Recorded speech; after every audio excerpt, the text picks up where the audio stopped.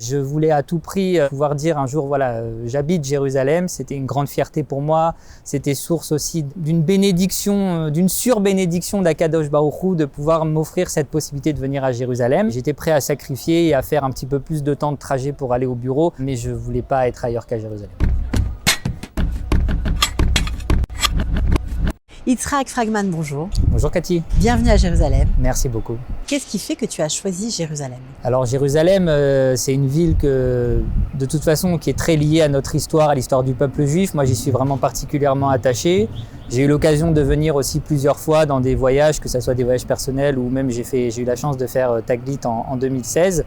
Et je suis vraiment tombé littéralement amoureux de cette ville, aussi bien par rapport à la diversité qu'elle peut représenter, mais aussi à la Kedusha qu'on peut ressentir. Et j'avais vraiment envie de pouvoir un jour dire je suis jérusalemite. Et par chance, j'ai de la famille qui s'y est installée il y a quelques années, donc on avait aussi la possibilité de les rejoindre en s'y installant à notre tour. Et donc c'est pour ça qu'on voulait absolument venir à Jérusalem. Quand tu dis diversité, ça veut dire quoi?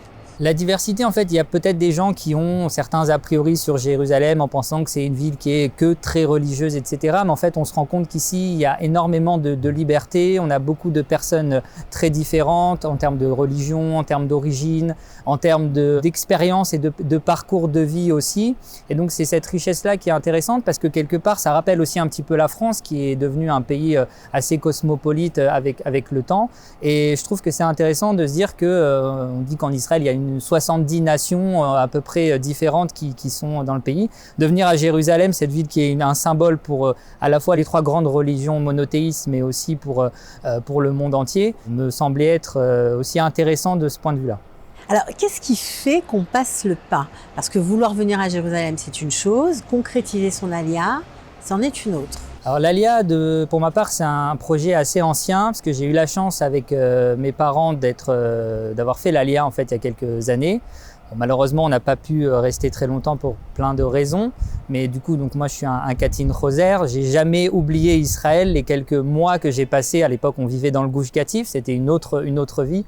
J'ai jamais oublié Israël et j'ai jamais oublié Jérusalem. D'ailleurs, la chanson le dit, Im Eshkachei Yerushalayim. Et je voulais à tout prix pouvoir dire un jour, voilà, j'habite Jérusalem. C'était une grande fierté pour moi. C'était source aussi d'une bénédiction, d'une surbénédiction d'Akadosh Baruch Hu de pouvoir m'offrir cette possibilité de venir à Jérusalem.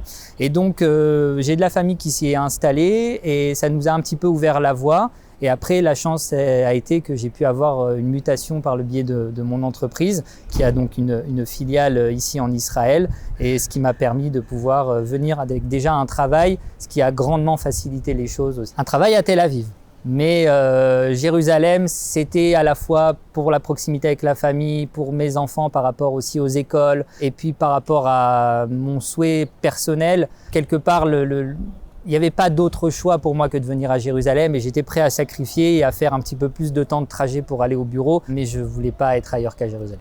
Est-ce que lorsque tu as participé au Salon de l'Alia, je crois en mai dernier, donc le Salon de Jérusalem, est-ce que tu avais déjà ton billet dans la poche ou tout n'était pas encore ficelé? Alors tout n'était pas encore ficelé, c'est pour ça qu'on y a été d'ailleurs, parce qu'on n'avait pas encore trouvé d'appartement, donc on était encore un petit peu dans le flou. On lâchait pas l'idée de venir à Jérusalem, mais il y avait encore quelques paramètres qui restaient à être éclairés. Et le premier était aussi bien évidemment les écoles, puisque j'ai la chance d'avoir trois enfants magnifiques qui devaient être scolarisés en sachant qu'ils venaient de France, qu'ils connaissaient pas l'hébreu, etc., etc. Et donc la première raison pour laquelle nous sommes allés au Salon de Jérusalem avec mon épouse, c'était pour rencontrer justement les personnes du système scolaire de Jérusalem, pour prendre de l'information et pour essayer de glaner aussi d'autres informations. On avait rencontré à l'époque aussi quelqu'un qui était dans la banque, qui nous a aussi expliqué un petit peu certaines choses, certaines démarches qu'il fallait faire pour qu'ensuite on puisse ouvrir un compte en banque une fois arrivé. On avait rencontré aussi des gens qui étaient dans tout ce qui est emploi, etc. Donc on a pu prendre quelques informations, notamment pour mon épouse. Donc c'est vrai que ça a été très utile et la bénédiction d'Hachem pour ce salon, hormis le fait que ça a vraiment lancé notre départ pour Jérusalem, c'est que le soir même en rentrant, Ma femme a regardé sur Yad Shtaim une annonce et elle a trouvé l'appartement dans lequel, Baruch Hashem, aujourd'hui on habite à Jérusalem. Donc ça nous a aussi apporté des bonnes ondes, en plus de nous avoir apporté des renseignements très précieux. Alors on a parfois l'impression qu'aller dans ces salons, ça va rester un peu théorique, ça va être général et ça va pas tellement aider concrètement. Je dirais que c'est pas vraiment ça. En fait, il faut pas aller dans ces salons sans avoir déjà l'idée d'aller chercher des informations précises. C'est l'information que je donne à tout le monde, parce qu'on a la chance maintenant d'avoir de la famille qui veut nous rejoindre, parce qu'ils ont vu qu'on était très bien à Jérusalem. Donc ils veulent venir et à chaque fois qu'on parle avec eux, on leur dit attends, tu as tel salon, mais il faut y aller avec des questions assez précises pour pouvoir rencontrer les bons interlocuteurs. Parce que finalement, c'est ça la force de ces salons, c'est de mettre vraiment des gens qui connaissent et qui peuvent soit eux-mêmes nous donner les réponses, soit nous aiguiller vers les bonnes personnes. Donc aller au salon juste pour regarder les stands et avoir la tête en l'air comme ça en attendant que Hachem nous envoie l'information, c'est pas la meilleure des idées. Y aller avec des questions précises pour aller récupérer soit des contacts, soit des informations, là par contre ça a clairement du sens. Vous avez eu des contacts qui vous ont aidé ou avec qui vous êtes resté en lien jusqu'à présent ? Alors c'est ça la force aussi, je trouve, des personnes qui s'occupent de Jérusalem, c'est que premièrement, il y a quand même beaucoup de francophones, notamment dans les différents services. Donc c'est vrai que c'est rassurant pour les gens qui parlent pas du tout hébreu. En premier temps, Emmanuel, qui est le responsable aussi de l'activité en lien avec tout ce qui est école, qui nous a orienté vers Nathalie Atlante, qui a pu nous aider à trouver l'école pour ma grande. Et puis on a surtout rencontré Levana Altar, qui a des journées de 36 heures sur 24. Je sais pas comment elle fait, elle est toujours disponible, toujours de bonne humeur, elle nous donne les renseignements. Elle m'a accompagné, puisque j'ai fait un petit voyage préparatif avant l'Alia au mois de juin. Elle m'a accompagné visiter les GAN. Elle m'a aidé pour les inscriptions, etc. Et donc aujourd'hui, c'est en grande partie grâce à elle que j'ai la chance d'avoir mes 2 enfants, qui ont 4 ans et 3 ans, dans le GAN qui est à 100 mètres de chez moi, parce qu'on habite dans une rue où on avait la chance d'avoir un GAN et elle s'est démenée pour faire en sorte qu'on s'y installe. Et on est encore en contact très régulièrement. Qu'est-ce que vous aimez à Jérusalem finalement ? Parce que vous aviez des images plein la tête, mais au quotidien, comment ça se passe pour vous ? Alors ce que j'aime avec Jérusalem, c'est une très grande ville qui est in fine pas si grande que ça. En fait, avant d'y habiter, j'avais l'image d'une métropole qui était assez étendue, où il fallait quand même beaucoup de temps pour aller du sud au nord, mais en fait on se rend compte que pas tant que ça va relativement vite.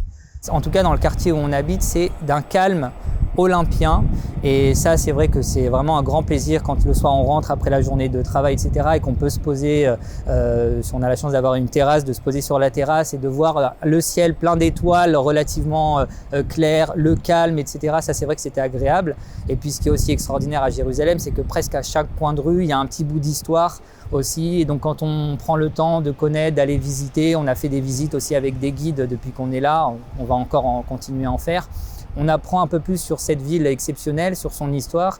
Et en fait, on se dit, mais j'ai la chance d'habiter dans cette ville que tous les Juifs, à la fin du Seder de Pessah, disent, voilà, les Shana, Ba, Yerushalayim. Nous, on a la chance de pouvoir dire, on y est en fait, on y habite. Le reste de la famille est content ? Oui, bien sûr, ils sont très contents. Ils ont réussi à bien s'intégrer dans la ville. Et puis, le fait que petit à petit, il y ait d'autres personnes de la famille qui les rejoignent, c'est sûr que ça recrée en plus un cercle social important. Mais ils sont très, très heureux où ils sont aussi. De mon côté, ma femme et mes enfants sont très contents.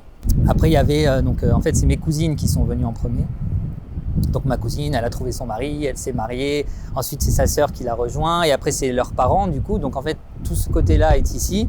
Et donc, ma femme, qui avait été qu'une fois ou deux en Israël pour visiter, en fait, elle s'est retrouvée à partir et à quitter toute sa famille, puisqu'elle, pour le coup, elle n'a pas du tout de famille à Jérusalem. Et ils sont venus nous rendre visite là ces dernières semaines, et ils sont quasiment tous repartis avec l'envie de venir s'y installer. Donc on a notamment une de ses sœurs qui est en plein dans les process. Donc on sait qu'elle aussi de son côté, elle va recréer son cercle familial, si Dieu veut, bientôt. Mais en fait, pourquoi ? Parce qu'ils ont vu qu'elle était bien, tout simplement. Et ma femme, en fait, est très heureuse aussi à Jérusalem aujourd'hui. Elle travaille, elle a son rythme de vie, et puis elle voit que les enfants sont bien, que moi je suis bien. Donc c'est vrai que ça rajoute beaucoup de bonnes ondes au quotidien, quoi. Sans regret, quoi. Aucun regret. Aucun.